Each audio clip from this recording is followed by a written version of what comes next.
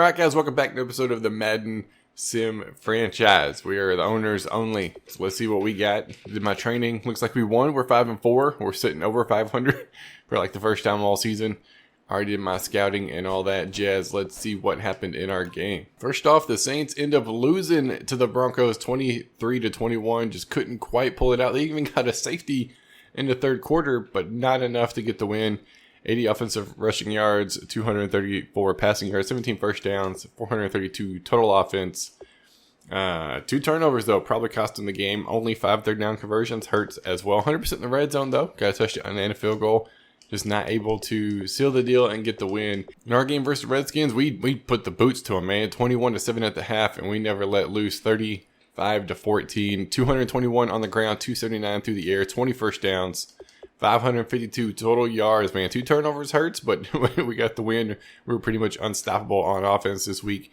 11 third down conversions, 3 fourth down conversions. Went for it a lot. 75% in the red zone with 3 of those being touchdowns. Just dominated the time of possession. All around, solid game for us as we come out and prove that we are better than the Redskins. And then, of course, the Colts had a bye week last week. So this week we have the Cardinals, Colts, Titans, and Saints, Panthers. Let's check out the injury report real quick, see who is hurt on what teams. I still have Bradford, Peterson, Joseph, of course. I might get these 2 back towards the end of the year, but I mean, if the backups are coming in and running the ball great, we're not in any hurry. Colts almost have Hilton and Coleman back.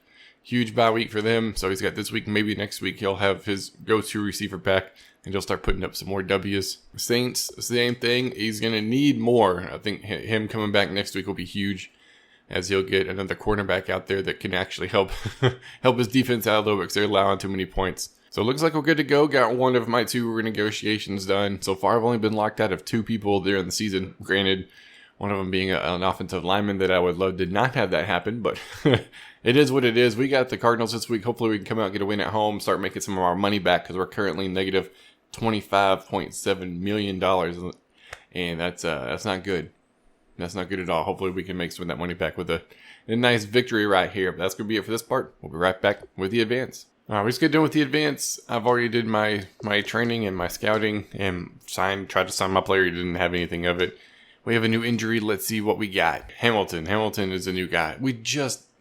Come on, man. We just got him this year from the Colts, dude. Sheesh, man. Big injury decision. Doctors have cleared Sam Bradford.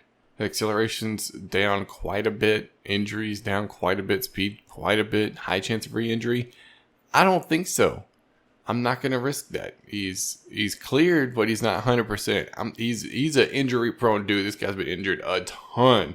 Checking out the games, New Orleans finally gets a win, man, over the Panthers 38-35, scoring 10 in the fourth to come out on top. 184 rush, 177 pass. Whoa, he must have changed something because they didn't throw the ball, and that's the Saints. That's weird.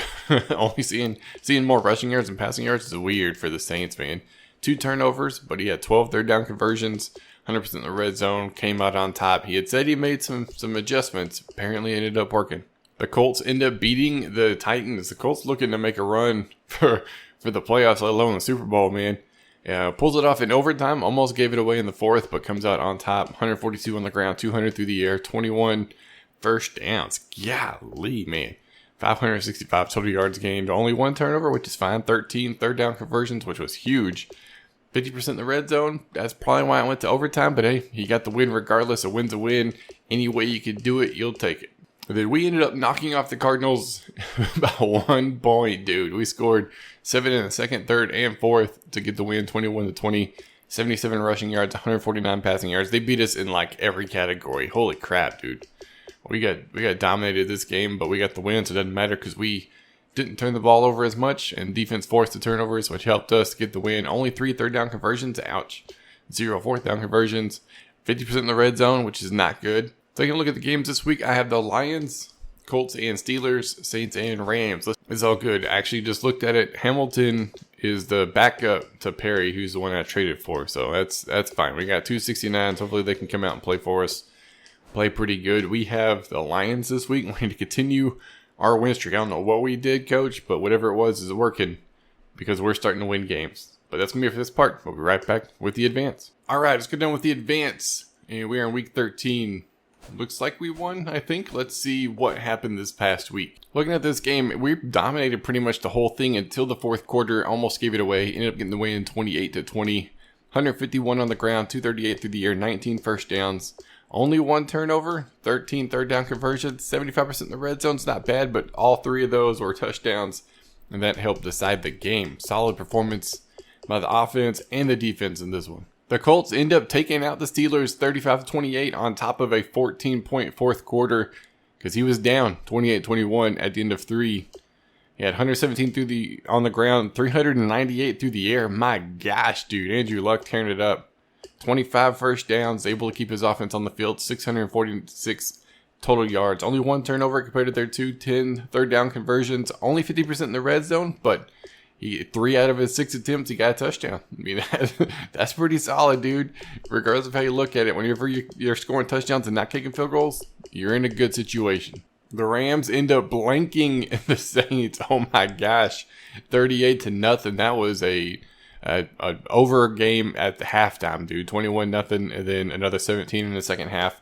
Only 27 rushing yards, 174 passing yards, only 9 first downs. Saints just did not play good today at all. 4 turnovers, only 2 third down conversions. My goodness, 0% in the red zone.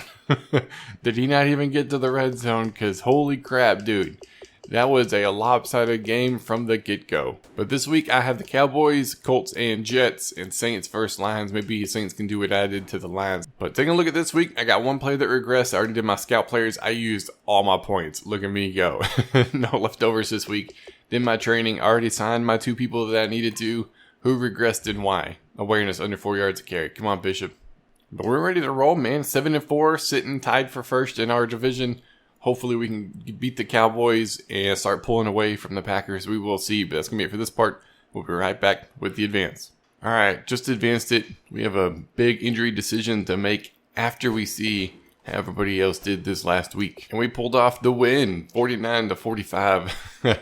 They scored 24 in the second. We scored 21 in the fourth to get the victory. 451 yards total offense, 128 on the ground, 323 through the air, 22 first downs. 2 turnovers, that hurt, but not enough to get us the loss. And then 8 third down conversions, only 60% in the red zone. So we're 3 for 5, I would assume, compared to their 100%. They scored every time they got in the red zone. We just need to do better on defense on that. But we got the win, and we continue our streak, man. The Saints end up dropping to Detroit 28-21, never fully able to recover from the 28 points in the first half. And shut them out in the second half. 367 yards of offense, 111 rushing yards, 256 passing yards, 20 first downs, 2 turnovers, and only 7 third down conversions. And then 75% in the red zone, which I would assume was 3 for 4. 3 touchdowns, though. If he had scored that last time, probably would have put it to overtime and had a chance to get the win. The Colts end up losing on Monday night, 27-24 to the Jets. 77 rushing yards, 388 passing yards, 20 first downs. Did really well, man. Only 1 turnover. Just not able to convert on third down and not able to convert in the red zone. Wow. 1 for 3 in the red zone. And one of that was a touchdown.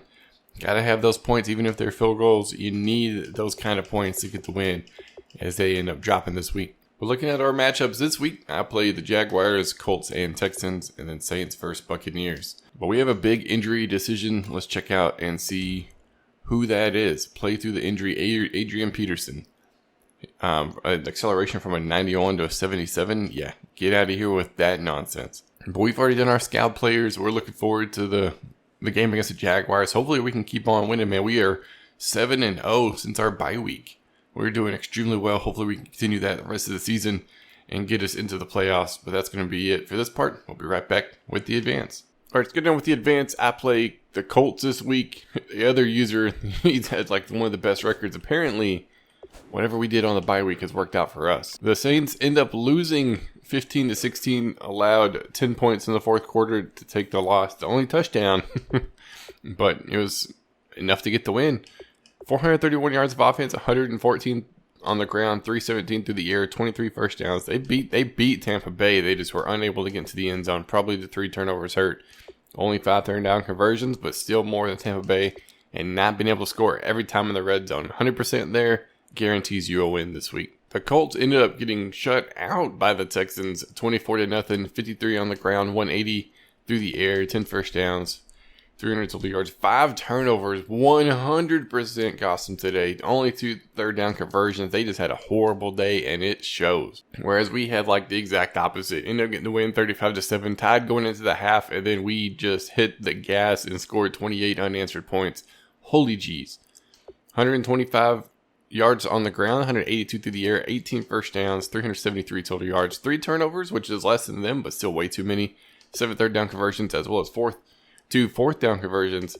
60% in the red zone is all right because we got 3 touchdowns out of it. I would like 100%. 4 for 5 is not good, but we ended up getting the win. Happy about that. Take a look at the division standings. The Steelers already secured their playoff spot, 10-3 in the AFC North. AFC South, it's still anybody's game, man. He needed this win last week against the Texans. He ended up not being able to do it, and if he doesn't win this week, he's probably not gonna secure that playoff spot. But He's got to have a couple of wins, and we are on a roll right now. AFC East, Patriots got it locked up 11-2 season. AFC West still open.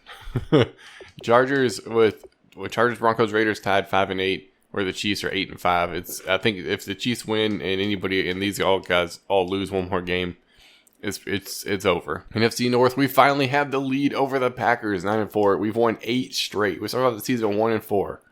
1-4, get that right. 1-4. We've won 8 friggin' games straight, dude. That is crazy to take the lead in the NFC North, but it's still anybody's battle. It's not guaranteed for anybody. NFC South, this one's open as well. Saints still a little far down, but you never know. There's still a possibility. Panthers, Falcons, Bucks for sure still in it. NFC East, Cowboys, Eagles, Giants, Redskins, all really close. And NFC West, there we go. We had one team. It's the only team on our side in the NFC that's actually secured a playoff spot with 11-2, Rams 8-5. So Rams could get the wild card. But something I didn't do that I wish I had was earlier in the season showcase the moves and stuff that the users have made. I don't really care about the CPU. So he traded his left end to the Browns, but he got 2 draft picks out of it. So that's not bad.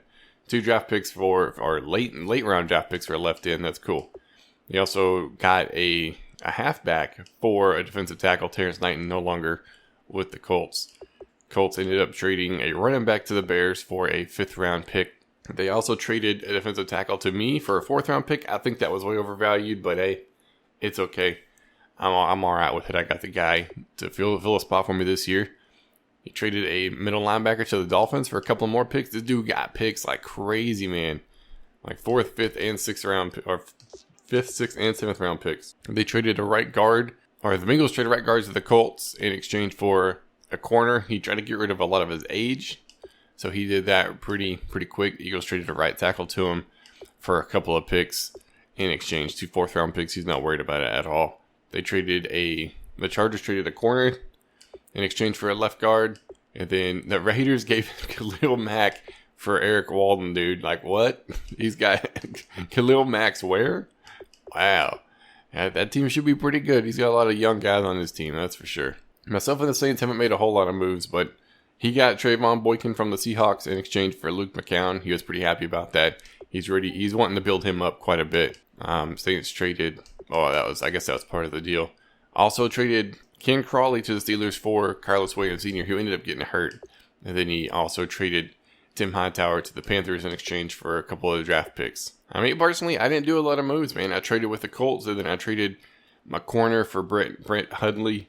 I expect him to be a pretty good quarterback later on, and that was whenever Bradford got hurt, and I needed a backup, and none of the ones available were any good. But this week, we have the Colts and myself, and then Saints and Cardinals. Let's take a look at the injury report. Bradford's 1 more week. He might come back at the end of the season. Who knows? Hamilton out for 2 more weeks still, and then Joseph out for 8 weeks. So we got Peterson back. Free safety shoulder tear, Turbin, and then Archer, 2 running backs, both out. That hurts him quite a bit because he's got a lot of young talent. So hopefully we can come out and get a win this week. And the Saints, still the same people, Snead and Williams Sr. What we're going to do is we're just going to show it at the first of the episode and then at the end after a couple of weeks just to see where everybody's at. So my training's done. Thank you, regressed again. Somebody returning. Oh, Adrian Peterson's ready to play now. Yeah. So we're going to keep Peterson since he's back at the top of the list. Hopefully we'll come out and continue to do what we've been doing all season long, and that's been winning at least the last 8 games. We got the Colts looking forward to it. But that's going to be it for this episode. Hope you guys enjoyed, and I'll see y'all next time.